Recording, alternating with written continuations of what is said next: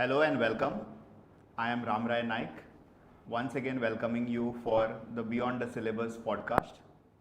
And today I have with me Achal Candolkar, who is a third year BA LLB student. And the topic of discussion for today is what is the best smartphone for student? Now, how do we really come to discuss about this topic? Few weeks back, I had gone in this third year class, and after the class is over, Achal, who is the panelist for today's podcast, came to me asking for which is the best smartphone for her to buy. And I don't know why she asked, maybe she could tell us about that later. So once she asked and we started discussing about smartphone, I found that Achal is an enthusiast, smartphone enthusiast, just like how I was or how I am at different points of time. I found that she actually astonished me with her knowledge, and I found that could be a good topic for a podcast. Okay, so Achal, how did your passion came to about smartphone? So I can categorize it in two ways. First, I would say from childhood, and second, mainly watching YouTube videos and reading articles from the age of 12 or 13, that is 8th standard. So, childhood, I think everyone was fascinated by phones because games. Different phones used to have different pre-installed games. So I used to go to my uncle's phone to see his phone, and then go to my father's phone to his phone to see which pre-installed game they had. So I would just love when someone should get a new phone to see which new games they have.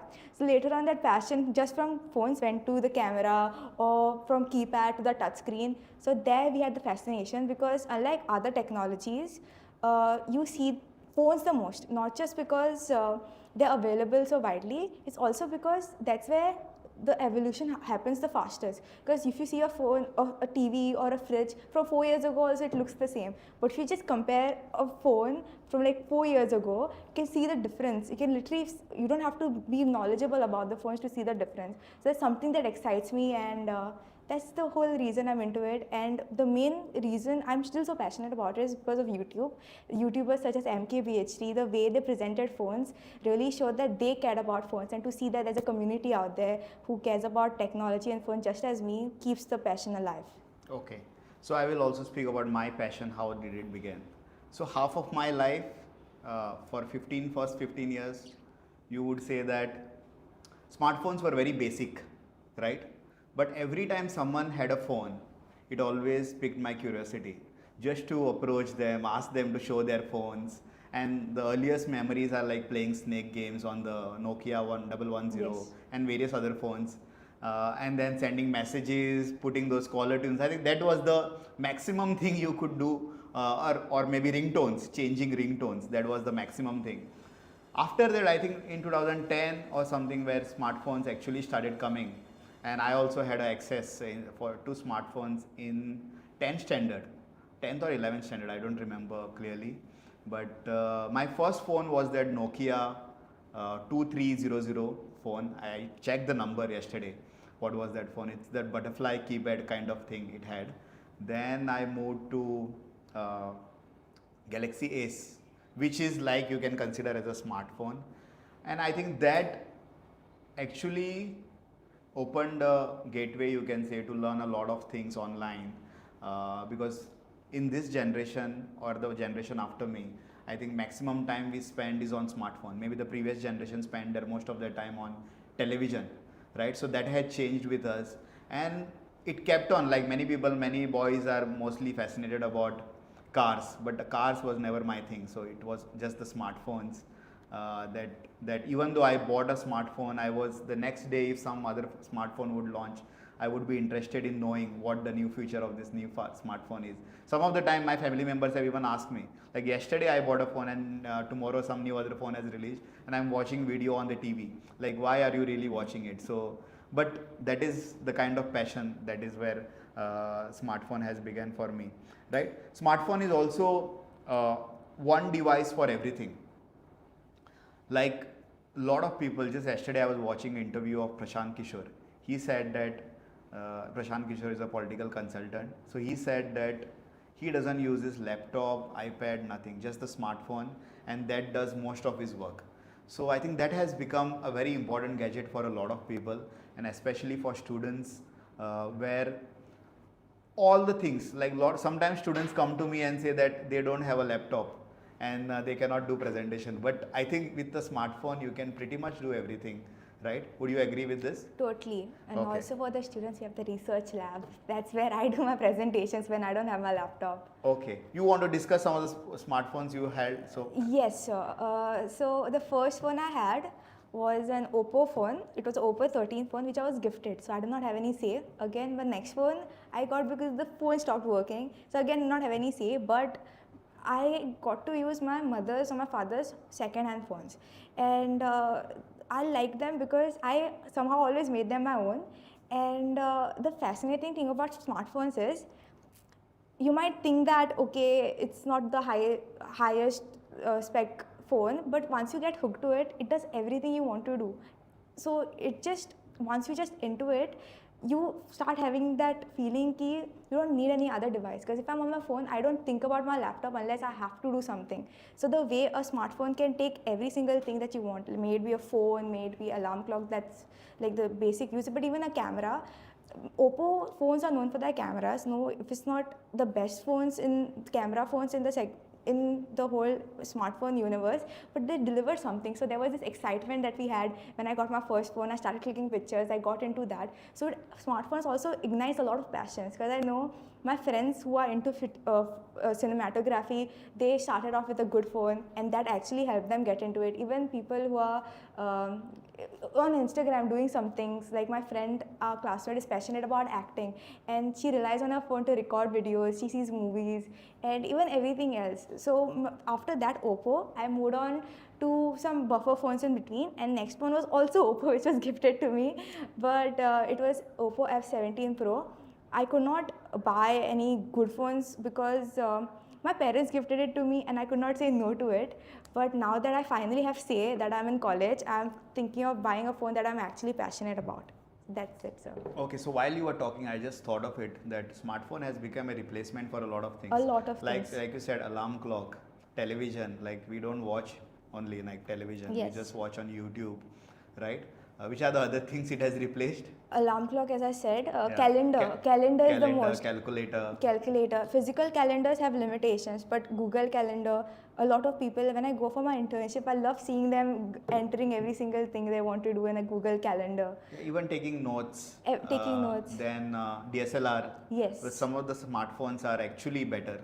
Right? A lot. And although I just wanted to mention that for this podcast, we are actually recording from Pixel 8 Pro and iPhone 14 Pro Max, and we'll basically recording, the main footage is being recorded on both these phones, and after the video, I mean our podcast, and we'll see which is the best footage, and we will actually put that footage in the final YouTube video when we are putting, and we'll put in the description which footage we have actually used, right? So let's see about that as well. So my last phones are Pixel 8 Pro. The previous one was Pixel 6 Pro, and before that was OnePlus 7 Pro, right? So most of my last phones, my consideration have always been getting a phone with the minimum kind of bloatware, which is simple interface. At one point of time, I also owned iPhone, that was iPhone 6s, but after that I found that I'm more of an Android person. So simple interface, easy to use software OS, and that is I think battery also is something that matters to me, battery and camera. And for this, I think the Pixel has stood out in the last few years, and that is why I'm on Pixel. Now coming back to the topic, what are some of the students' consideration, like, because you are a student yourself, what do students look for when they buy a smartphone? The first thing they'll think about, or I think about, is performance, because if I'm making a PowerPoint presentation, I don't want it to hang, I don't want to restart again, because that's a problem that will actually hinder my academic growth. So first of all that. Second thing, with performance also, downloading of PPTs for example or something else, if you're switching between files, switching between chapters, it should be smooth. So performance matters. Second thing will be camera. Camera not just to take pictures of the notes, but also generally also students have excitement towards the world, so if you're in college, the ability to capture moments with your friends is something I would definitely look forward to. Then people want phones which could do the basic the task of contacting on WhatsApp, sending messages, which you get on most phones. And a consideration a lot of people have in my age group is gaming, because nowadays people have resorted to gaming to leave out their stress, to go into the fantasy world, escapism, and also because studies have found that people who play games have some development in the brain which a lot of people who don't see, because it triggers your cognitive abilities. So people do like phone. What are some of the general considerations like affordability? Because a lot of our phone choices is also based on how much we can afford. Yes. And it is different for every student. Other things is like durability, access to service center, because I Yes. remember these were my consideration at that point of time. Samsung is one service center which is available everywhere. So that time Samsung was a big thing, even now. Yes. Right? But I think now most of the smartphone has service centers locally. Samsung does 56% of their sales offline, which is the most compared to the second largest offline retailer, that is right now Xiaomi, which is barely something in the lower 30s. So Samsung still now has ground on the offline retail sector. Okay. So from affordability, now if I see myself, although may not relate with a lot of students, privacy is one of the biggest thing that matters Yes. to me. But if you talk to anyone who's a geek or who's a tech enthusiast, they will say that your privacy is compromised in some way or the other, Totally. right? So moving, like you said mentioned about games, do you think a student really require gaming? Because I myself never played games. So it depends. Now everything done in excess is harmful, but if I know a lot of parents think gaming is useless, but Elon Musk, for example, he is a passionate gamer. A lot of successful people are passionate about gaming. It's like any other leisure activity. It could bring you a lot of relief, and if you do it in excess, could bring you harm. So you can't label something good or bad just because of the stigma associated with it, because a lot of young people use it. So people associate young people to usually not so good activities. And also, I think the learning will be gamified in the future. Yes, totally. Whatever we are learning, there is always better way to learn it if it is put on a game. Right? Even in classroom, there is something called as experiential learning. All those aspects also come into play. When you do something and try to learn it, you learn it more better. Yes. Right? So I am looking forward towards a future where games are completely integrated in the education. Right? Now, next point is, like I said, a lot of my initial phones have been pre-owned smartphones. And I don't think there is any problem with it. Actually, it's better. If you don't have a lot of money to buy, pre-owned smartphones are better. What is your take on it? I have never used a pre-owned smartphone, but people who have good reviews. But then also, it depends on where you get them from. So as long as you know the seller and have that trust in them, it's totally a good offer, because it gives access to phones you wouldn't normally would have had. So for students especially, where budget is a constraint and you are passionate about some phones, second-hand phone are the best. Okay. There are also refurbished phones which are not pre-owned as such. It is maybe a phone which has had some defect and it was sent back to the company. Company tried to resolve that defect and then package it again and sell it. What is your take on that? So now these are a little more riskier, but if it's a risk, but 80% of the time they're reliable. If you just look at all the online studies, 80% of the time they're reliable, Yeah. but 80% is not good when you're a student, because if out of 100 you are part of the 20, it's a big risk to take. Yeah, because generally when I see, you just go on Amazon, Yes. you see a refurbished phone reviews. They're always bad. They're always below 3 star or Yes. something, 3.5 star. So that is not a good area, that people should spend on refurbished phones. Yes. Now the next is, a lot of the times we get confused with the specs. or there are these 5 cameras, 6 cameras, specs are so much bumped up. Do you think there is a lot of this illusion that happens? Totally, sir, because the average user does not know what the spec mean. Yeah. So they see higher number, they'll think better cameras. Yeah. Now a 20,000 rupee phone will have 200 megapixel camera versus iPhone even till last year having 12 megapixel camera. The video quality, even the photo quality is far superior on a 12 megapixel iPhone or even a Pixel for that matter. So specs don't mean anything unless you see their practical utility. So for example, cameras, you should always go search for the samples on Google. Just search for iPhone 15 camera sample instead of just looking at the number of specs, even with lower end phones or higher end phones. Not just with specs, with So sample, where exactly we have to search for it? just any Google phone name and the word sample, and you will be taken to links. There are specially Google Drives associated with compilation of all the photos Original taken. files. Exactly. Okay. So you can see what you have. And another tip I saw from a YouTuber was go for comparison test and put the YouTube video on mute. So then you make your original opinion on the photos that you see instead of relying on the YouTuber who says that one particular picture is better. Right. That is a good way of learning from. Even I feel that the current smartphone that I have, the Pixel 8 Pro, it has apparently 12 GB RAM. Yes. But it sucks in performance.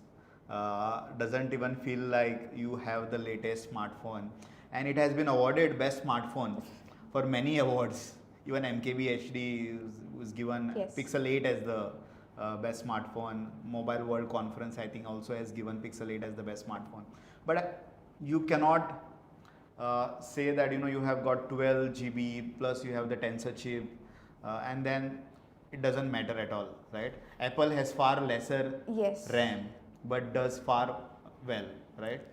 The optimization on Apple is amazing, but also I recently saw a video of people comparing iQOO with Nothing Phone 2A. Nothing Phone 2A has the Pro version of the same MediaTek processor, but even after having a Pro version, the non-Pro version, that of iQOO, outperforms the Pro one. So even though the number is bigger, the lower end smartphone is optimized in a way that it gives a better result. Not even that. For example, you said 12 GB.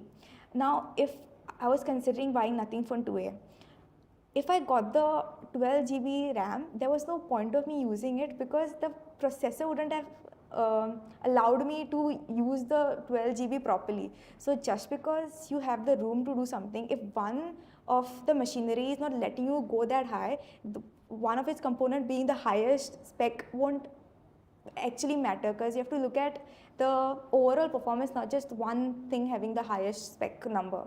Okay. So now let's move to the top picks.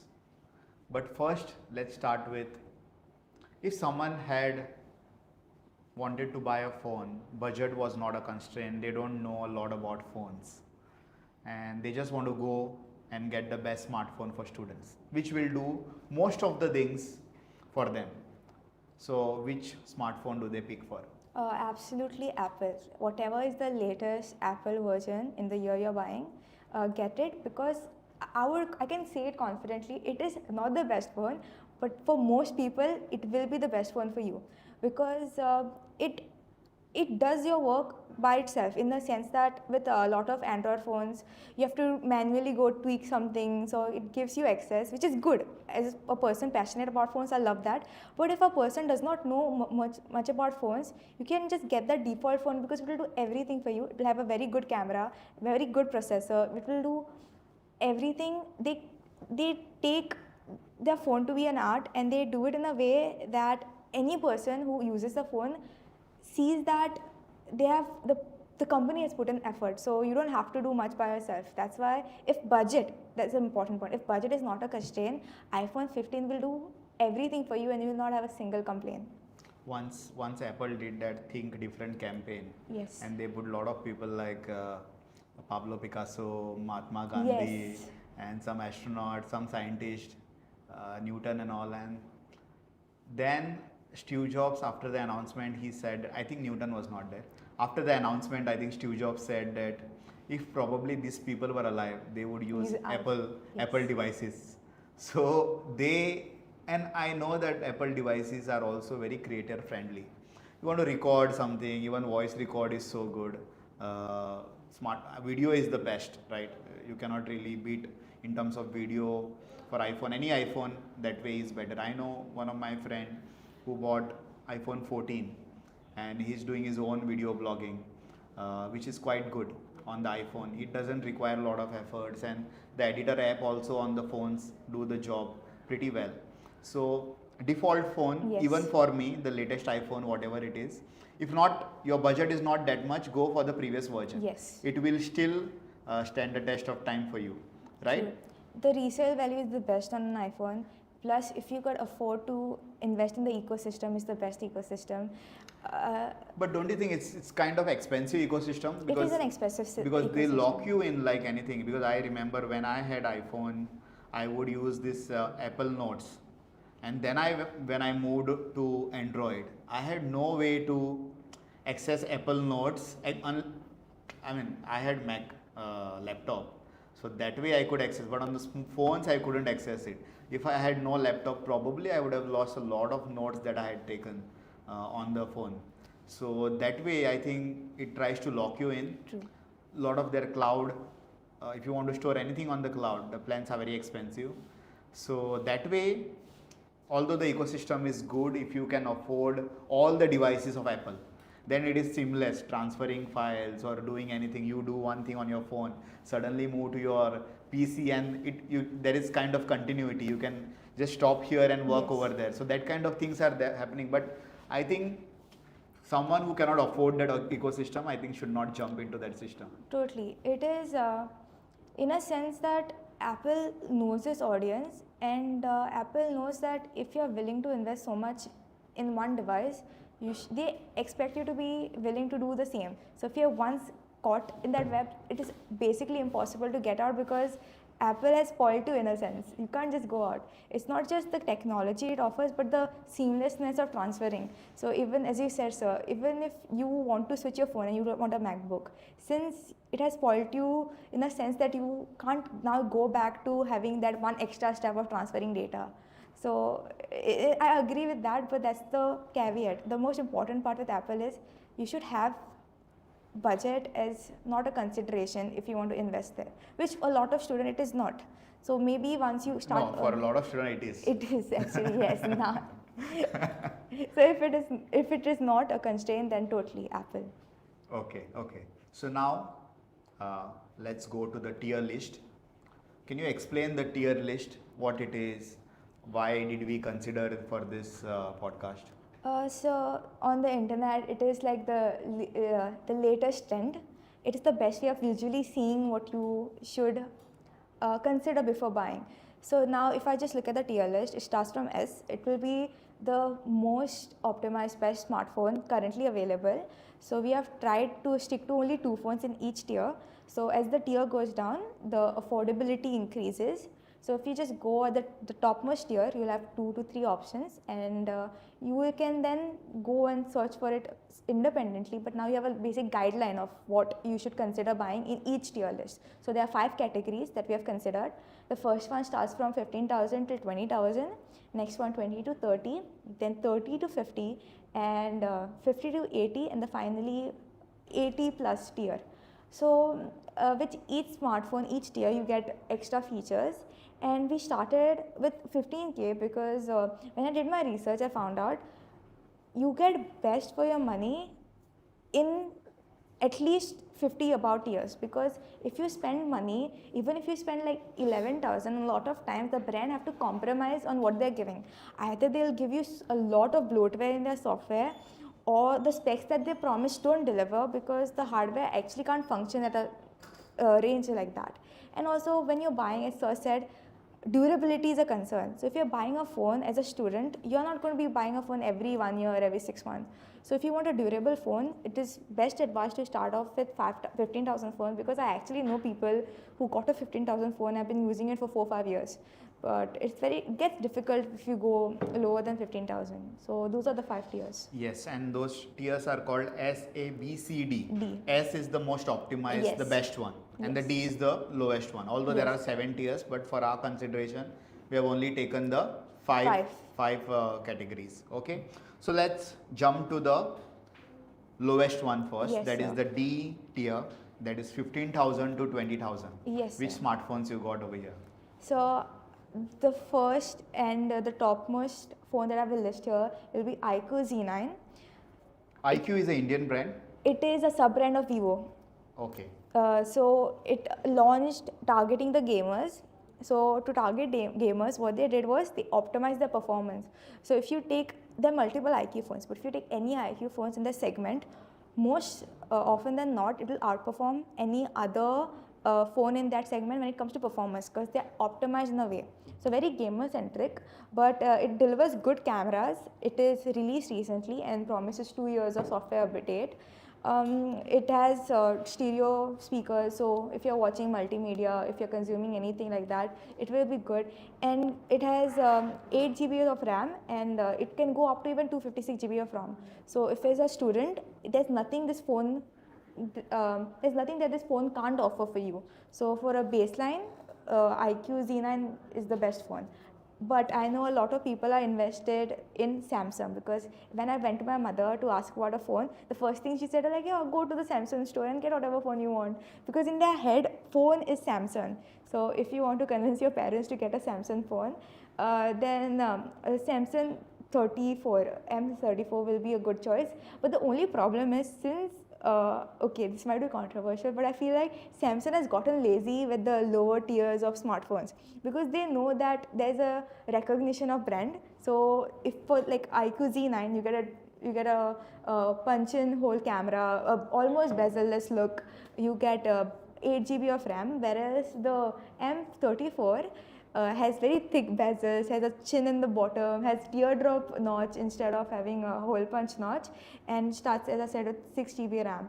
So it knows the audience, but the battery is better. The battery is 6,000 milliamp hour.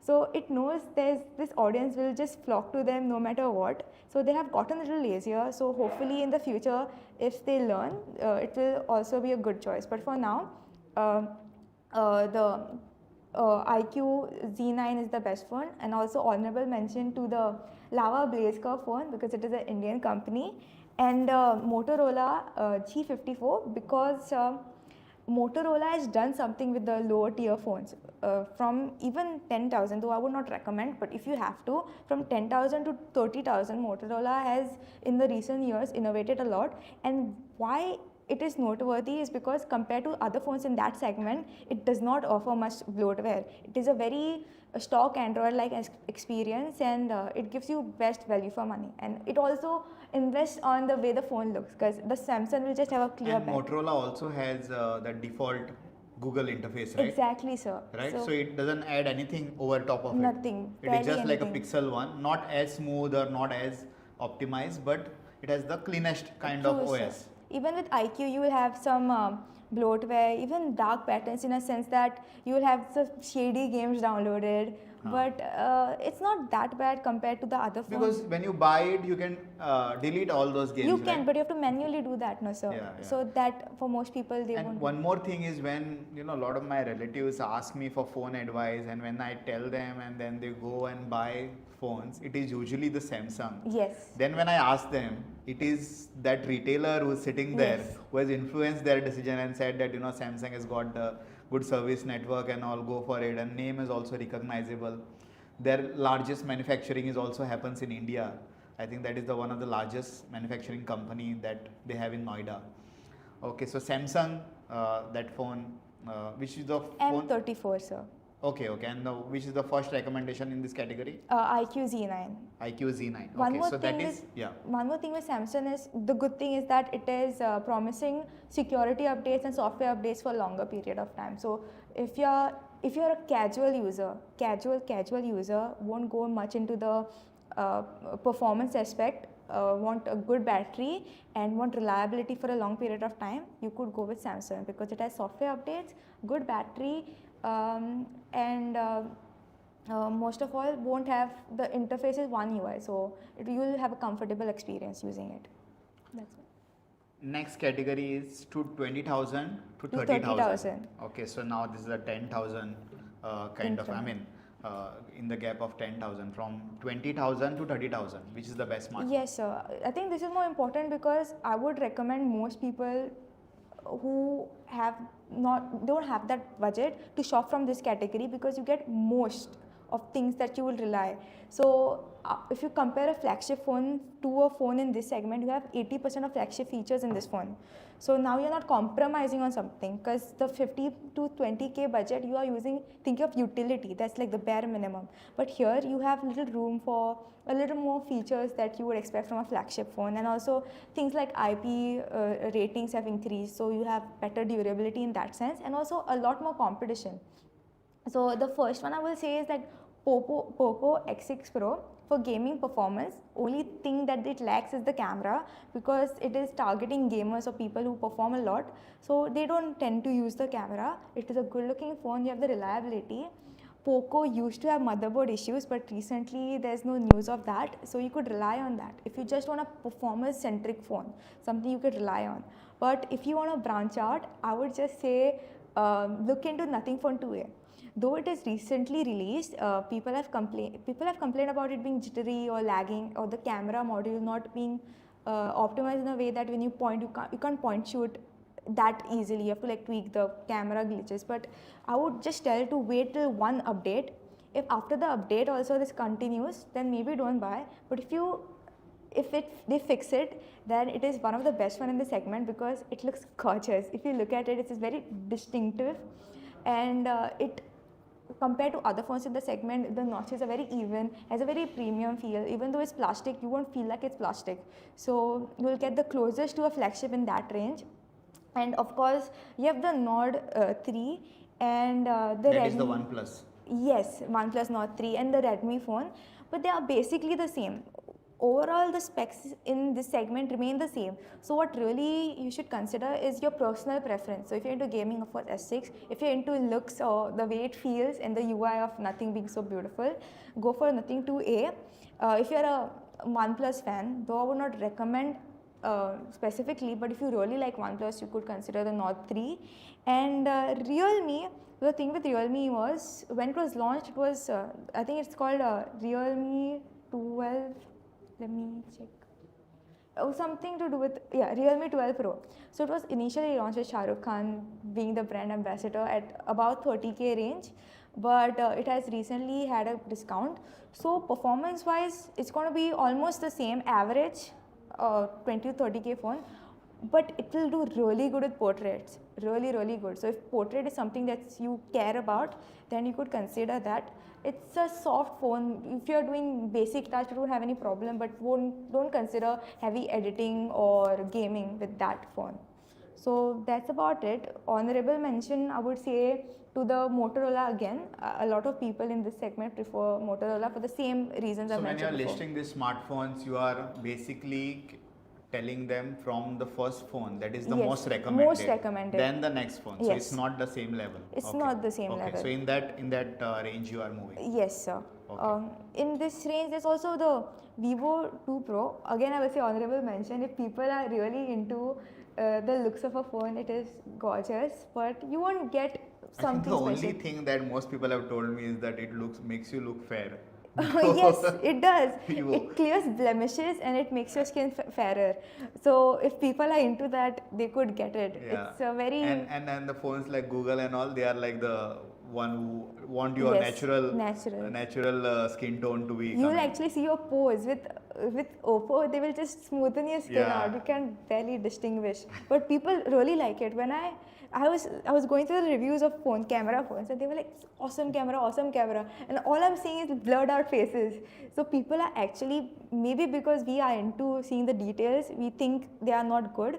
But for majority of people, they like it. They say like, what's Because they want to put those photos on the social Exact. media, and on social media, I think you want to put out your best best version. photos, exactly. So Oppo gives, not Oppo also, but Vivo T3, T2 gives you hyped your vision, like your imaginary best version of yourself. So that's that. Okay. The next category is 30 to 50,000. I think here is where you have Google entering. Yes. Nothing's phone also, the major phone of Nothing 2 also is Yes. there in this area. So, which are your top picks in this? Topics, I would go with OnePlus 12R. It is the best in this segment, and if you want, you can even consider the IQ phone. The IQ. OnePlus 12 is what is the price? It will be around 40,000. Okay. Uh, 12, 12 12R, or 12 Pro? 12R, not the Okay. not the flagship version, because Okay. it does everything that you want. It has a very good build. It has such specific features that if you're into phones, you will absolutely enjoy. The battery life is amazing. Everything about it is perfect, flawless, except for the cameras, which are not bad per se, but won't give you flagship level quality. So the videos will have over sharpening. If you just see the reviews, even if you don't see the reviews. But is the OnePlus software good now? Because you must have Yes. heard about Oxygen Soon, OS. yes. There was big cult following for Oxygen OS. I also had bought OnePlus at that point of time, which was the cleanest UI, right? At that point of time. Now they try to change it. They try to superimpose Vivo or the Oppo Color OS. kind of color OS on the Oxygen OnePlus. OS, yes. So is it good now? I've seen people complain, but the same people also say that there's a distinction still between the color OS and the Oxygen OS. Oxygen OS still holds its own. It won't necessarily be a problem, but it's not a deal breaker. That's all I would say. It's such a good phone. It should not be a deal breaker. It should not stop you from getting that phone because everything else is so perfect. The battery life, everything. You'll be satisfied in all rounds. It has the curved display if people are into that. It's subjective choice, and the only competitor it has in that range is the iQOO Neo 9 Pro. Same as I said, iQOO has really done something with its performance and optimization in the processor round, and it is a choice between, if it's a choice between IQ or a OnePlus, it just comes to your subjective preference or the way it looks, or if you have a brand preference or a OS preference. It has IQ as the fun touch OS, which to an extent has a little bit of bloatware, but overall is functionable and worth the price. That's all. The two. So you have not mentioned anything to do with Google Pixel 7a. 7a or 6a. So that, Because that is, if you remember the blind camera test Yes. that has been done by many MK, people, yes. and 6a is the winner for some reason, and the 7a also is the winner this True. year. Even if you compare the Pixel 4, which was launched in, if I'm not mistaken, 2016-17, I was in school still, even that holds up better than most of these phones. In just camera test, it's photography, not video. But the thing is that I would just say Pixel is for very specific people. People who are in AC, work indoors, don't use phone on the bus. If you are sitting next to the window and if you call someone in the window, Pixel will overheat a lot. And then connectivity, I heard, is an issue with people with Pixel. So that, as I said, if you want reliability, for 90% of people, since I'm just recommending something, I won't give that. For specific people, it might be the best phone, but generally speaking, I won't recommend it to someone. Actually, I have recommended Pixel 6a to a lot of people, and I don't think so they have regrets. Maybe they are the people who are mostly indoors, like you Yes. said. Phone does heat a lot, Yes. but camera you can 100% rely. Yes, totally. In a nighttime condition or a daytime condition, daytime is the best condition, obviously. So they have been happy because I recommended based on smart camera and Yes. clean interface. Clean interface. And I don't think they have a lot of complaint. And after them also buying, they have recommended some other people to buy Pixel 6a, which was you could get it even at 25,000. Yes, I was going to say that, sir. Yeah. My friend got Pixel 7a, but he got it at like 28,000 because he exchanged his previous phone. So if that is an option, for less than 30,000, it is a really good buy. Yeah. Even around 30,000. If that's the case, then you could even consider the Samsung S21 FE, the Snapdragon 888 version that was released in 2023. Though it was initially released with Android 13, it will have like 1 or 2 years of software update. So if you're going to use it for a short period of time, and if you want a really good camera, in photography it won't be as good as the Pixel, but it will get very close and it will do better in videography compared to the Pixel. So if that's a consideration, but it's very specific. You only get it now because it is less than 30,000 currently. It was initially released at like 40 odd thousand, so absolute no then. But now, if you're getting it at that price, it's a good buy. And I think most people should just wait for Big Billion Day and those Amazon Yes. Great Indian Festival. I think that is the time smartphones are the cheapest in India. Totally. And I've also seen not just Amazon and Flipkart. You can probably go to a local retailer and say that I am getting this phone for, let's say, 40,000. Just do a price match. And maximum times they do the price match and give it for the same price. So one more thing would be Samsung is the only exception, or you could say that sometimes the Samsung stores sell a phone at a lower cost than the internet counterpart, not during sales but generally, because Samsung always have every 2 days, every 2 weeks they have some sale going on. So my sister got a phone last year for Valentine's Day sale, so they have sales for everything, and usually will have like 2,000, 3,000 rupees if not more discount compared to the online counterpart. And one more reason I was researching into why Samsung has such a good offline retail. So you can literally buy a phone without any way of telling them, giving them credit security, as in Samsung trust you. They have this way of locking calls or essential features if you don't pay. So a lot of time there's EMI, but Samsung has this way that you could just promise to pay the money and you can get the phone on credit, and they don't have any extensive way of getting, just you need Aadhaar card, that's all you need, there's nothing else you need. And so a lot of time that's the reason why it is holding the topmost share in India, because the way it just, if you go to a person in web Samsung store and say if you don't have money, they're like, okay, buy later. It's almost like Samsung wants to sell you the phone. Buy now, pay later. Buy now, pay later. Yeah, true. And one more thing that I found Samsung is they have smartphone for every category, every 5,000 category. Even I think they have for below 10,000, Yes. then 15,000, 10 to 15,000, they will have at least Yes. 2-3 smartphones. Then every 5,000 they have something, and they create that new smartphone Yes. just to fill up everywhere. They have the best flagship phone which costs Yes. like 1,40,000. More than that, the latest one. Yeah, and they also have something which costs you like 8,000. So that they have tried to do it well. Yeah. So should we? Yes, sir. But I would also like to mention the Nothing Phone 2, which I did not. It is the best Nothing phone. If you're into the Nothing interface, then you would appreciate it. It has everything. It's an all-rounder phone. The only thing you might have to compromise on will be the camera. Except for that, it's a very good all-rounder phone. Okay. The A category. Now we have done D, C, B. We have done, Yes. and now the A category, which is 50,000 To to 80,000. 80,000, right? So what you got over here? This is an interesting category because you're mostly getting once upon a time the phone who are flagship level.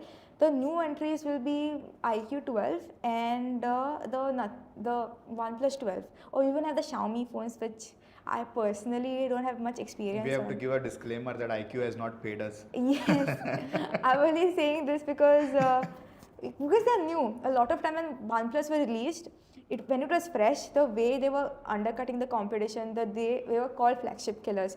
So the same way, whenever a new phone launch, they have this enthusiasm.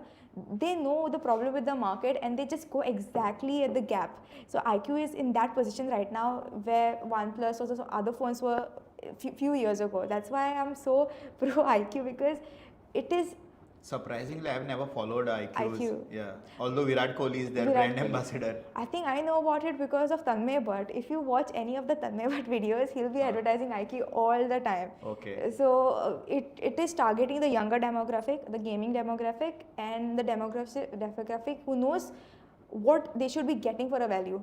So a lot of people, even this Kalpe said, the current CEO of Nothing. He said that to an interview with Kunal Shah, the CEO of Cred. He said that in Indonesia, people are very price sensitive, so are people in India. But the difference being that in Indonesia, if you sell like a 15,000 phone, even if you have a very high margin, people will buy it because it's cheap 15,000 phone. But in India, they will not just buy a phone because it's 15,000. They'll see what are the other 15,000 phone. What am I getting for each penny of my 15,000? So people are not just price sensitive; they're also very, very value sensitive. So IQ is filling that Feature niche. sensitive also. Yes, feature sensitive. They Yes. know people That are tech that is savvy. the thing about India. Irrespective of even if you are shelling out 1 lakh or Yes. something, you are actually comparing what I'm getting for the Yes. maximum buck for that Yes. amount. Yeah. So what you said, IQ. IQ 12, but I would usually not recommend because if you're in that territory, you Yeah. have flagships of like the highest level competing brands. So you could prefer that. But if you're really an enthusiast, you could go for it. So I just mentioned IQ 12 and nothing, the OnePlus 12. But I would still recommend if you're in that run after 50,000, go for any other flagship, which we could discuss now. So we have got iPhone 15. Yes. In that iPhone 15 will come for about 70,000. Yes. 70? With offer, it could even go a little lower. Right Yeah, now, 65 I think. I just saw today morning it was 66 on Flipkart with some offers. If you have some particular credit card, something. Okay, so let's consider 65 for iPhone. Yes. And iPhone 15 Plus is around 76 or 78. 78. 78, around that. right? Because after the offers you will Yes. get, because offers most people will use the offer. Because then there is also Pixel 8, Yes. which is not the Pixel 8 Pro, because Pixel 8 Pro would come for 90,000. So Pixel 8 is there. Samsung S24 Yes. will come in that 75. Yes. 75. Yes. So you got this, not the top tier flagship, but you have got the flagship smartphone, Yes. not the pro versions. And also you have previous years plus versions, not the pros, but you will have the iPhone 13 onwards. Yeah, you will have iPhone 13. Like 14. if you are more towards inclined towards 50,000 kind of area, Yes. then iPhone 13, 14, those are the phones that you will Yes. get. Then Pixel 7.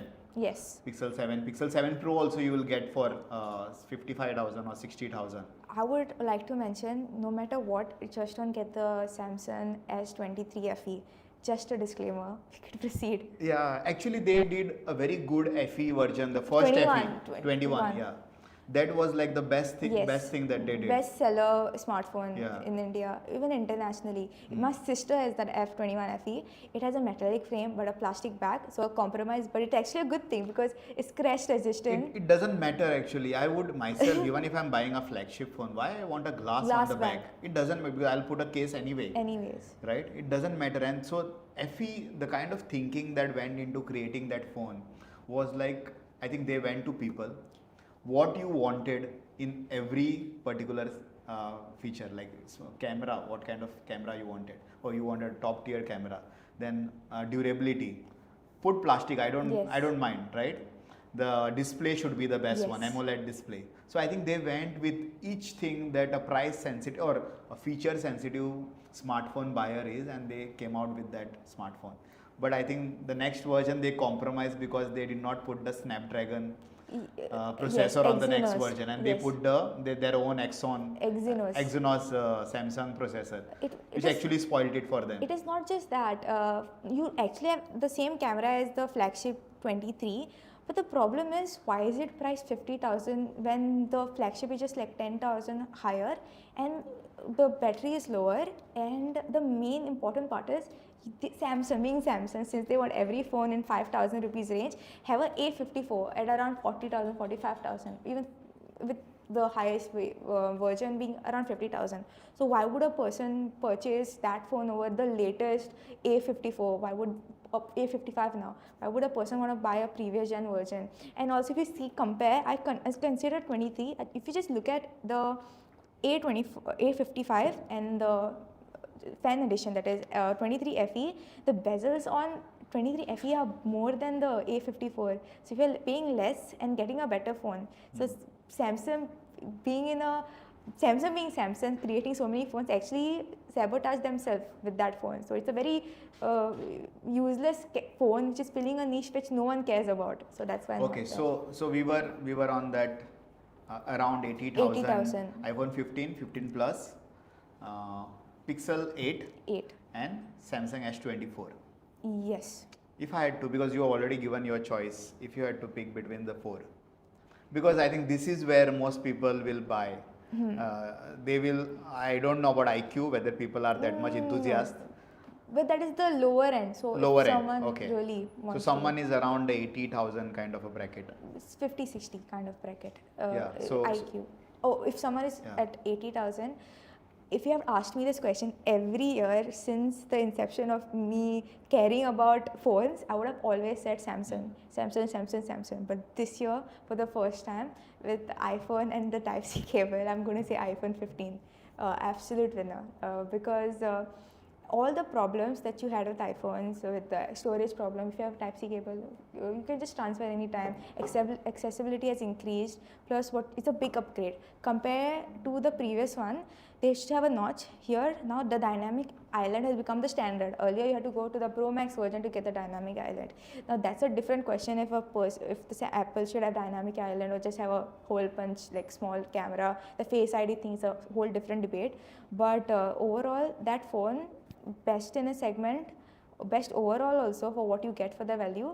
Get good camera, good performance, good video. Especially, no other phone will compete even with iPhone 15 when it comes to camera, video recording, and just the tweaks that it has compared to the previous generation is worth the purchase. I would say the same phone. You said iPhone 15 Plus? Yes, not the Plus though, because I like small phones. I'll say 15. Okay. So that is as per the one's preference. Yes. But I would say iPhone 15 Plus. Why? Because it gets the battery right. Yes. I think it has the best battery. Although I have not used it, but I have seen the reviews that which phone lasts the maximum. It has always been that phone. Plus version. Either the iPhone 15 Plus or the iPhone 15 Pro. Between these two phones, I think they last the maximum time. And battery is it's a big consideration for a lot of people, right? True. And when you go for iPhone, I think it gets your camera right, your multitasking is better, processor is so good.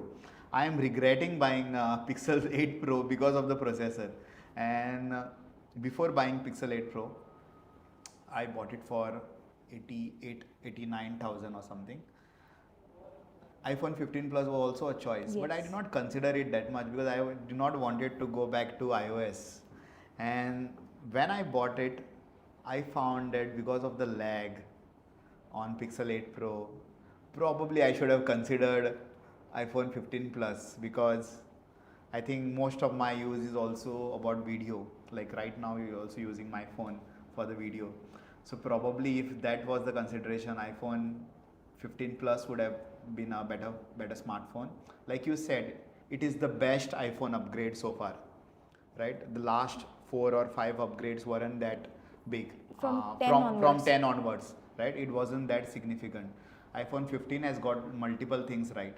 So iPhone 15 Plus is what I would also recommend over the Pixel 8, which is winner in multiple events and multiple award shows. They have given it to Pixel 8, but myself using Pixel 8 Pro, I wouldn't recommend it because the very features why it is winning awards, like the AI features, they are not that deal breaker. They are not something that you would use on a regular basis, and there are a lot of limitation. Like let's say the feature like audio eraser on your noise eraser on your videos.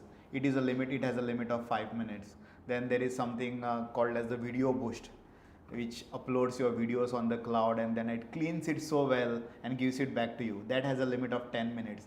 Plus you need a cloud storage. There's a lot of limitations on the Pixel 8. So I would not really recommend Pixel 8 or even Samsung for that matter. So I would say go safe and buy iPhone for that price category. Yes. Also, the thing with Apple is, it will, if you even, okay, later on if Apple comes up with AI, Apple does not give up on the previous users. So even if you have an iPhone 15, you can rest assured that if that AI comes at 16 or even 17, you will get it eventually, because they don't have many phones. So every update comes to your phone eventually. So in that sense, you won't be missing out on something if it becomes the industry trend. If AI becomes the industry trend, of course Apple will. Okay, Apple is slower in most aspects, but in this category, I'm very optimistic, and I'm hoping that if it does become the norm, Apple will hop on and will deliver. So recently, you must be aware that Apple has tied up with Google for Gemini Yes. system to be installed on the Apple, and I already saw on my relative's phone that they've already got the Gemini on the iPhone. So all you can access all the features from the Google, and this partnership have come after a long Yeah. time. Earlier they had a Google search partnership, and they still have, like, Google every year pays them a lot of money to keep the Google search on iPhone. Then there were Google Maps, which iPhone has kept for a long time, because Apple Maps did not really, come off that much. And as they say, the Google Maps on Apple are better than Google Maps on any Android phone. Absolutely, that's what I was supposed to say. I don't know the logic why it is so that if I use a Google app on my Pixel 8 Pro, it's not as great as the iPhone. So that is something that Google has themselves to find out, because you just have got one or two phones to optimize it. At least your flagship make it the best. Like the YouTube app is not as great as the as on iPhone. Even I see the Instagram app. Yes. It is far better app on iPhone than what it is on the on Pixel 8. It lags a lot, right? Yeah. So should we move to the next, the higher top Yes. tier, that is the S tier, and here we are considering basically 80,000 and above. So Yes. there is no restriction how big it can go Yes. to. Yes.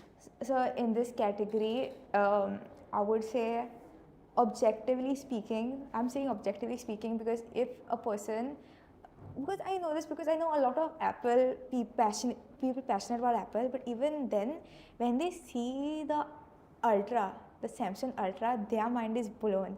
The lenses that they have, the optical zoom, everything actually somehow when we first came out, like, when am I going to use 10x zoom?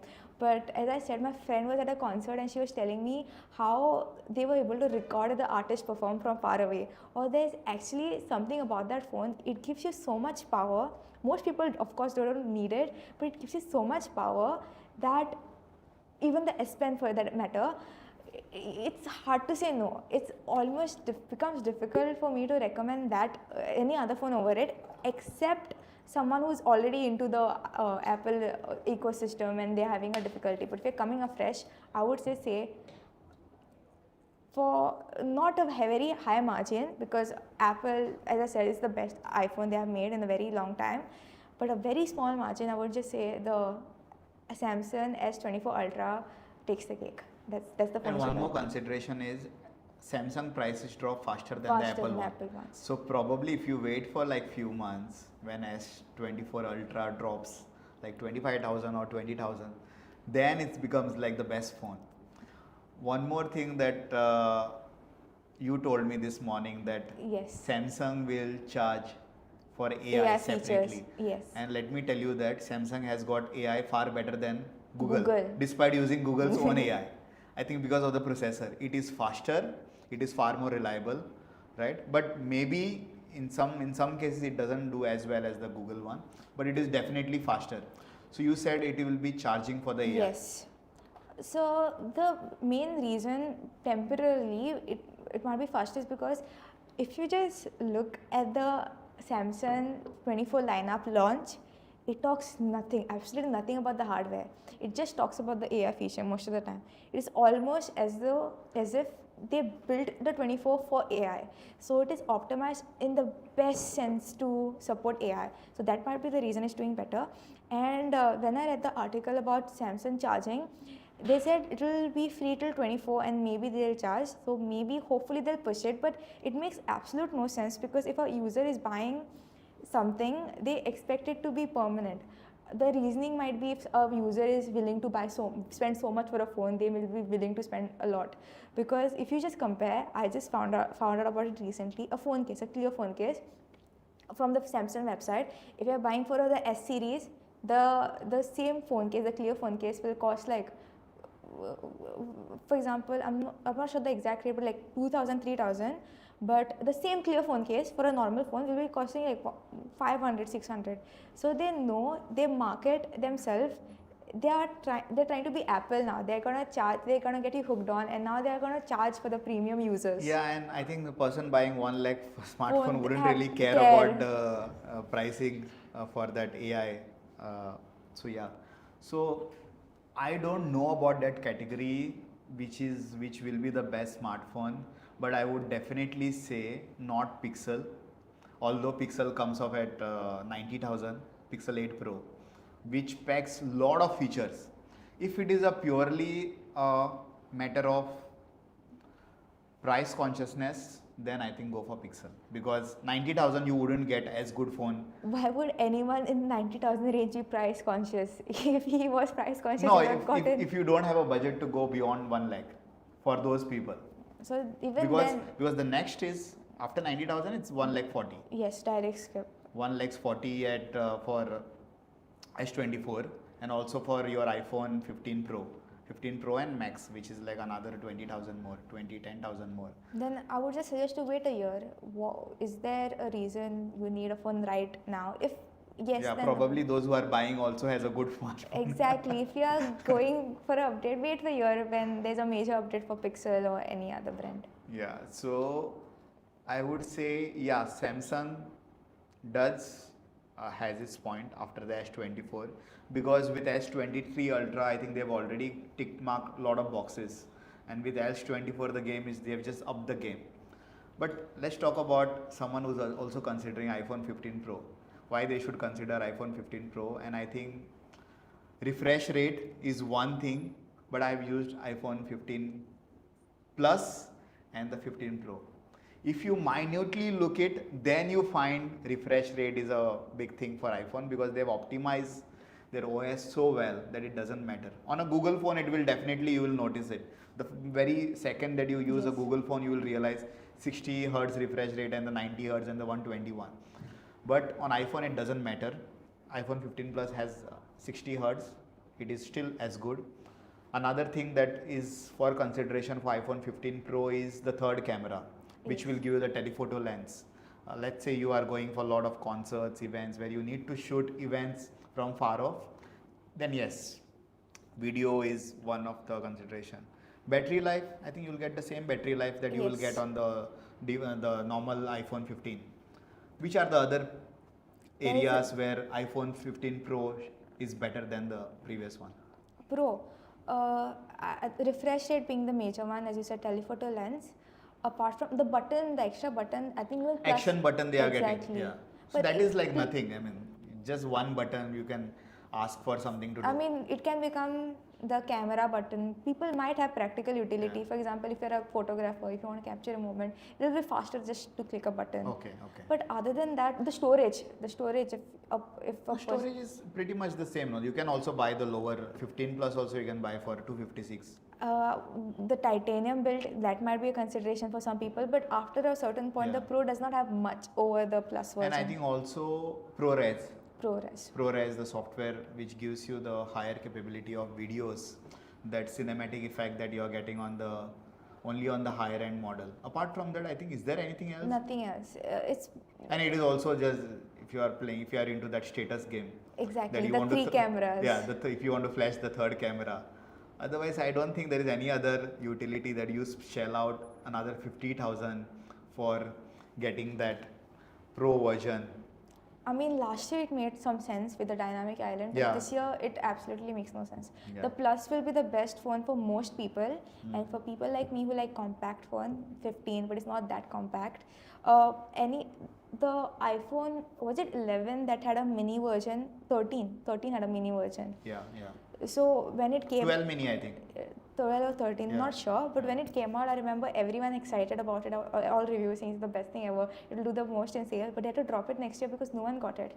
And then if you just research, people don't like small phones, even though they're more practical. People have small ends, but they still want bigger phones, even though they're having difficulty holding it. So that's why maybe that's the reason people will prefer Plus over the normal 15. but I would recommend the 15 because you get most whatever you need. You have the 15 fulfills. So it's the S24 is the winner for both of us in the final category. Yes. Yeah. So we are done with all our tiers. Now just few more questions before going forward. What are the things, because there is this debate that smartphones have picked. There cannot be a better smartphone from here. You see iPhone, you see any other smartphone. They've got the best hardware, right? Best features right now. What is the thing that you're expecting smartphones to do? For a few years, very few, like 1 or 2 years, you will expect a third telephoto lens to be the norm. Apart from that, maybe thinner, even bezels, but they are not major improvements because if you're seeing, I remember when I used to watch tech YouTube, every year we would have some feature you will be surprised by. If you just, 15, the type C EU forcing, if you ignore that, the increment have been very stagnant and slow. For a normal person, even with Samsung, they can't tell the difference between 22, 23, 24. So if a person say smartphones have peaked, I will agree in that hardware sense. To an extent, yes. But there's a lot they can do with the software aspect. Because from outside, the phones might look the same, but when you turn them on, now the higher refresh rate has been the trend, but maybe people might go into tweaking their UIs to be more user friendly because nothing has come with a completely different UI. In that sense, AI being a very important feature, people will tweak their hardwares to suit the AI. That's why 12 GB RAM. I think OnePlus even offers 16 GB RAM. I don't know why, but they do. And it will just be software oriented. AI, was it a Rabbit that came out with a device that's just AI? There's this. Yeah. Exactly. They just want that device. Yeah. So if a device can just be AI, then smartphones will also try to incorporate AI so that people don't go and buy just a device for AI. So that's like the recent What I'm thinking is, for a normal user, smartphone are the best. But how you can make a person more lazier than this? Probably more conversational kind of smartphone, because already you are listening to me, I know, right? But doing more tasks. Right now it can set my phone can now set you alarms, it can call anyone, it can send a message to anyone, open the apps for anyone. But I'm thinking what more it can do. There are still a lot more, like typing. Exactly. Typing obviously it can do now. So I want more conversational where I'm talking to a smartphone. It should be almost like I'm talking to a secretary. Although right now what they have is not that great. I think that's the Rabbit as I brought up. So I don't know how, because people have not seen the product in hand, but the promo just shows, hey, whatever, book a Uber. That's all. The command ends. The AI, normally with Google, if you say book a Uber, they will have to set the location, then decide which is the cheapest Uber, then set the location of where you're going to get down, then pay, how are you going to do it. Like there are 5, 6, 7, 8 steps, like an assistant as you said. But that Rabbit, in his promo at least, just the command with just book a Uber to home, not even specified where is home, just said just a book a Uber to home, was able to do that. So if that's the case, then even phones might go in that realm. Yeah, exactly. That is what I want. Task. More conversational, more human-like, and like order a food from me for this. Yes. I don't want to see the go through the entire process. Like just order for me. Then send an email. I think already they send the email. They will draft it and keep it for you ready. And you just have to hit the send button. But then so it will be more like a subscription based thing. Do you think so? It will be for everyone to use? I think Pixel and all can give it for free, right? Because what they are saying they have done this AI. The next, it is still not advanced AI as per what I am seeing it. It is still not that where I want it to be more advanced. But with ChatGPT, they keep the pro versions paid because I'm pretty sure if something is replacing your personal assistant, no, let them pay, let them charge, because Google also has that screen when someone calls you. It has called something called as a screen assistant, call assistant. So I don't have to pick up a phone. Someone else, AI picks up the phone, they will basically ask, like you call me and they will ask what is the purpose of this call. Then the message will pop up on the screen. Instead of me receiving it, the message will just say that this is what your inquiry is. And those kind of things are there. But I think still it should go next. More things is I want a far better dictionary on the phones, a better predictive text system. Already there is there, it is there. Google also has I've only criticized Google, but there are better things on Google Pixel 8 Pro. That is, camera is good. The keyboard is so good. It knows what is the next word I want to type. Even on WhatsApp, it has got its own AI system. Let's say you are texting me happy birthday or how are you, it will automatically keep a Thank reply you. ready for you. You don't have to type anything. Like maximum of the time, I don't have to type anything. Even in the notification, someone is asking me something, are you busy, are you free for a call? There are 2 options already available. Yes, you can call me now. So I don't have to do a lot of things. It makes a lot of things simpler for you, right? So that credit is due to the Google. So yes, those are the thing. Your language becomes far more advanced for you to type. Then what else I want? I think battery, maybe 2 days battery, because in the last 3-4 years batteries have remained the same. They 6 hours. They have not, in a sense that the phones are doing so much more. Yeah. So if what phones are doing is requiring a lot more battery. So in that sense, the battery capacity have increased. But if you're saying the time period, like active screen on time, that has stayed the same, but at the same time, the battery charging has become so much faster. If I'm not mistaken, the OnePlus flagship phone charges in 50% in 8 minutes and 100% in 25 minutes. That's absurd. So even if you're at work, you could just charge it. Doesn't matter. It does not matter. So it's not like you're going to be deserted in the island that you would need constant battery. No, it will of course be a good feature, but it is not that big of a concern for most people. Yeah, and also you got power banks and all these things, right? Yes. But I'm just thinking I'm out for a trip and I'm roaming from day to evening, and then I want my smartphone to do most of the videography. Okay. So in that kind of a scenario, it should last, right? So maybe the battery is another thing I want them to improve. Apart from that, I don't think there is a lot of things that comes to my mind that they can do well. When I think of batteries, I think the main fear they have is something like the Note 7 might happen, because the main reason the debacle of the Note 7 exploding happened is because they packed a very big battery at the time in a phone, because apparently batteries swell, and when you have a phone trying to make it as thin as possible, there's no room left for the battery to swell. So that's the main reason right now the smartphone companies are not going towards expanding the capacity of the battery. They're just looking at making it faster, because that's at a lower risk than just the battery is like exploding. That might be the reason why the smartphone companies are not targeting expanding the batteries yet. Okay. Now, recently I saw that on Amazon and Flipkart, they have changed their purchasing policy. Like if you are buying a smartphone on both this platform, the return policy is changed now. You cannot return to the Flipkart or the Amazon. You have to directly return to the smartphone seller, not smartphone, smartphone company. Yes. Right? And that becomes a lot of problem because I've seen people complaining on X, the Twitter, and all that. Their phones are not good, and they have to return, and it's such a huge long process because contacting the company and getting it. Earlier it was so simple. So do you think a lot of people now will buy on the offline retail stores? Totally, because first people were buying offline, then online came. They were a little reluctant, but then the trust was built. But then most people were buying the lower end phones, lower as in like below 30-20 category. So now as the consumers are tending towards buying premium phones, there's a trend you're seeing. Everyone you know is upgrading from whatever they usually used to have and going for a higher tier.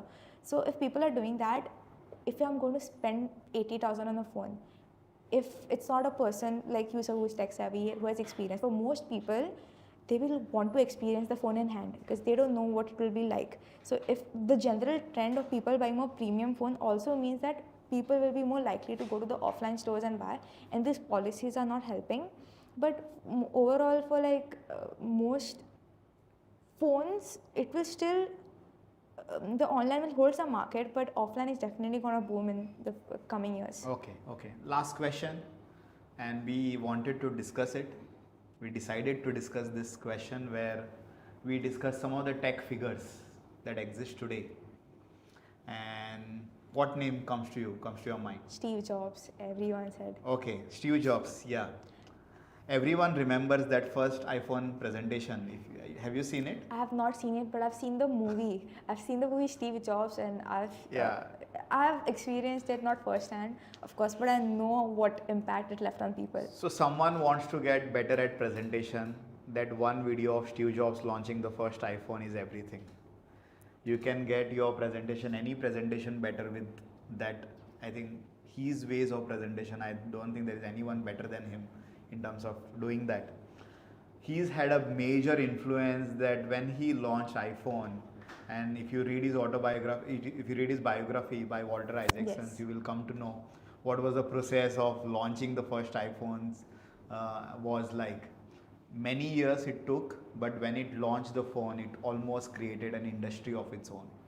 And everything that came after that is an inspiration to what the first iPhone was. It changed drastically. It was like the first of its own kind. So Steve Jobs had a greater influence. He still, I think, has influence on how Apple thinks, on how a lot of other companies think. And the next person that comes to my mind, who almost is like a Steve Jobs kind of a figure, is Kalpe. That is the ex OnePlus CEO, and today he's a Nothing CEO and founder. When I see him on doing various videos, his communication with people, and his own design philosophy, his own philosophy of making this Nothing OS stand out from the other, almost like he wants to mimic what Steve Jobs was at one point of time. What do you think? I agree.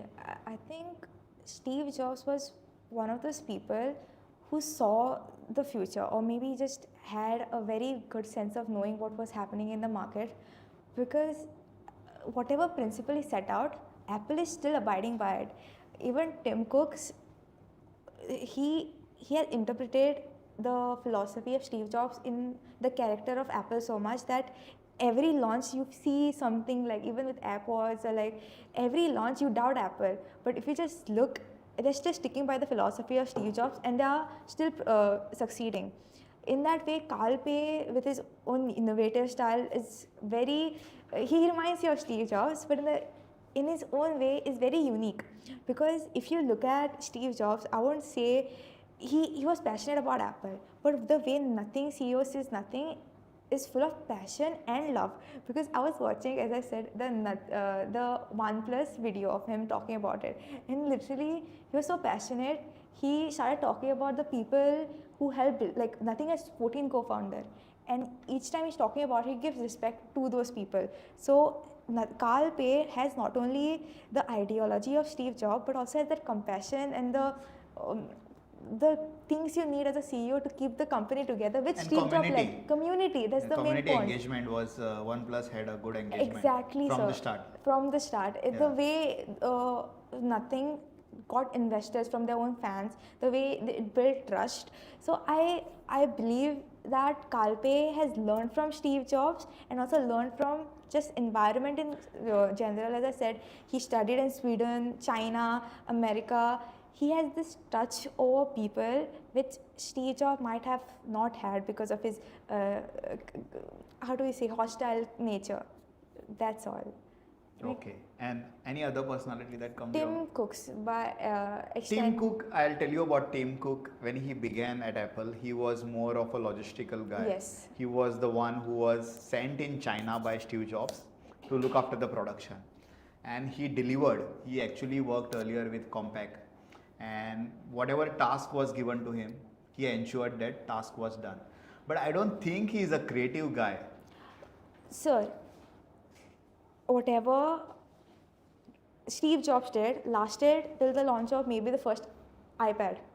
After that, the iPods, the AR glasses, everything else, even the innovation in Apple's recent years, it's all Tim Cook's. The design team has remained the same, but people don't give him enough credit for what he has done. Because imagine being in a position where everyone was criticizing. I remember when I was a kid, I was watching YouTube and I saw iPods and I was like, this is stupid. They look like alien devices. No one ever is going to wear them. And then your wireless earbuds became the norm. So in that sense, he is a visionary too. But a lot of time, But because I think a lot of this design were also done by that Jonathan Ive. Yes, true. Who was the earlier design chief of Apple. Yes, but when you're at he makes the last decision, he's the final decision maker. To have that much trust, he believed in the Steve Jobs philosophy to an extent of innovation. To have so much trust in his people to do that, it requires a lot of courage, and people don't give him enough credit for what he has done. Not just the iPods, but even when iPhone 10 was released, the hate it got. I remember again, because I was in school and I used to just watch this videos. Everyone was like, it's going to be a failure. Who's going to buy it? It skipped a line. Everyone was like, this is chaotic. No one believed, but it proved wrong. Every single time they make a decision, more often than not, when I say they, that guy, he has such a good touch with logistics. Isn't he going very safe? Not what Steve Jobs would do. He's going very safe with his decision. Every update is like not an incremental update, just doing one thing right better. Like the new iPhone, apart from the Type C, yes, what else is a major upgrade? But then they are doing AR, for example. How can you, when iPhone increased, and they've also stopped their plans of launching the car. Yes. I don't think Steve Jobs would have done it. But in that way. But they've got the AR also. AR. So the thing is that you can't, when Apple launched his lot, there was a lot that could have been improved. With like 10, 20, not 20, 15 generation of iPhones, it becomes difficult to improve something.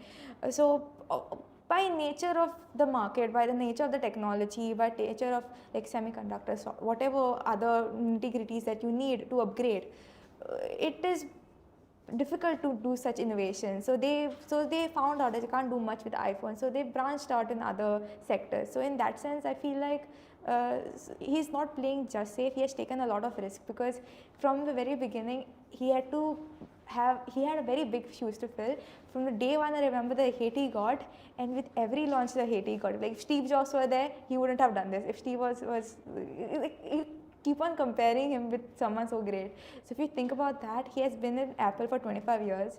And he deserves more recognition than what he gets right now. That's all I would say. Maybe we should not compare him and just see him for what he is. True, but even with comparison, it's like we don't know what Steve Jobs would have done. We can only predict. We can predict, but I think it would have been something else only. Something else. He would have pushed that to do something else. So I think if Elon Musk enters into smartphone, it will be something else. So I have a genuine question. What has Elon Musk done that makes you think this way? So Elon Musk, what he has done is, whatever he sets his eye into, he ensures that he is not a natural, he's not studied rocket engineering. He's learned it from books. He did not know about automobile engineering. He learned it from various places. So whatever, let's say once there was few months back, Elon Musk had a spat with Apple regarding the commission that Twitter has to pay for buying the subscription to Apple, because they host the apps on App Store and Google Store. They had a big fight, and Elon Musk almost said that I will launch the smartphone. That is when Tim Cook actually called him to meet in Apple headquarters and said that, they basically had a negotiation and they tried to compromise. I think if Elon Musk launches, it will be something different. And why I'm saying it, you see Tesla, it could have been just an electric car, but his vision was not just electric car. And recently I've read the book on Elon Musk. His vision was more of a autopilot. That self-driven car was his own vision. It's still not fully utilized. Maybe end of the year he is launching something big that may realize that. Self-driving cars, taxis, then sending mission to space. Yes. He's the person who said that although I am born on Earth, I will die on Mars. And he said he will take entire his family. So that kind of vision, that person thinks completely different. Steve Jobs was absolutely creative. Elon Musk is far more aggressive and can do this in multiple areas. Steve Jobs was maximum smartphone, and then with the Disney and Pixar animation he could do. But Elon Musk is spread out in multiple industries. Now he's got Twitter also, communication, media, then automobile, rockets, Neuralink, Solar City, so many things. OpenAI, Elon Musk himself was the founder of OpenAI. He was the one who paid maximum money to OpenAI. So I think if he enters, we never know. Also, Mark Zuckerberg. Yeah, I was going to say that, sir.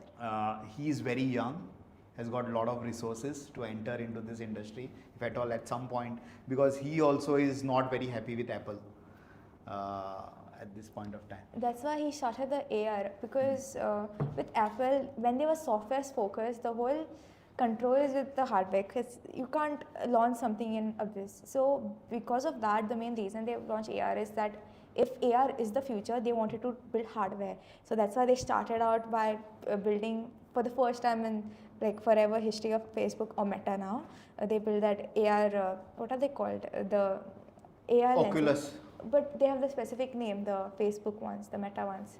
They've come up with that Ray-Ban also, Ray-Ban. Yes, those two. VR devices. VR right? devices. Yeah. But then they are branching into hardware, so that might be something exciting or threatening to Apple. And but Apple has got far superior device. That is what it is called? Vision Pro. Vision Pro. Yeah. That is very debatable because it is priced 4x. Yeah, 4x the amount of the Mark Zuckerberg one, the Meta one. And there's this video. Okay, so everyone criticized Mark Zuckerberg for not being a social person. So he came out with a video where he is actually trying on the Vision Pros and comparing it with his AR device. He's criticized it a lot. Exactly, I saw that. And he's actually gaining some personality. I feel like I have this tendency to just like the underdogs. So that's why Tim Cooks and like Mark Zuckerberg, I feel like he's not the underdog. Mark Zuckerberg is not. When the stock prices of Meta went crazy down very recently. Now it's the highest. So as I said, sir, people did not trust him because of his persona. When people are reserved, people don't tend to know what's going on really. Same happened with Tim Cooks and now with Mark Zuckerberg. So him experimenting and his vision, I actually believe in what they are doing, and I think he should be given more credit because it's controversial, but I think Elon Musk is a little overhyped. He's passionate, he has a vision, but when you actually see what has actually actualized, it's not much. He wanted to build a speed tube between Intel connecting many cities, a metro underneath. That is also Hyperloop. That is also happening. But it's been so many years, not yet actualized with self-driving car. If you just talk to people don't agree that it. I'm critical of him. He sets too ambitious targets. Too ambitious, that's all. That he may not meet it, but at some point of time, he does meet it. He may not meet the target that he sets, but he does meet it. And also with Elon Musk and X, Twitter. So, what do you think about the name change, sir? I think name change, I don't know much about it, but he's taken a big responsibility into 40 billion. Putting that money may not be, but he says he's done it for the free speech. I don't think any other person would have been able to do what he is able to do, because in a private ownership and public ownership, he can completely change the company how he wants. But I think that's a different subject. Yes. So, you have any last words? With regards to this, I would just say that the reason he wanted to change it to X is because he wanted to. No, I'm saying, you have any last comments on the smartphone for the students? Smartphone for students. I think we have spoken enough. Yeah. But just as I was talking in the morning, there are some ways of utilizing your smartphones better, because I recently found out about that. Is the battery. Since we spoke about the capacity of phones and fast charging, I think one should be aware that if a phone is allowing you to charge it at 100 watt speed, it will actually be better if you charge it at a lower speed, because the battery will heat up less and it will increase the durability of the phone. And also, if you see the trend with Pixel or even Samsung or Apple phones, the latest ones, they give you a cap, like they'll switch off charging after a certain percentage. It shows something, there's some merit to the whole claim that you should not charge your battery till 100%, because the heat might actually damage your battery. So that's something, if you're investing in a good phone, maybe try to not maybe just extend the battery life by utilizing it in the best, most optimal way possible. That's all. So Okay, Achal, thank you so much. Let's see what people take out from this conversation. Yes, sir. And until we meet next time, thank you so much again. Yes. Thank you.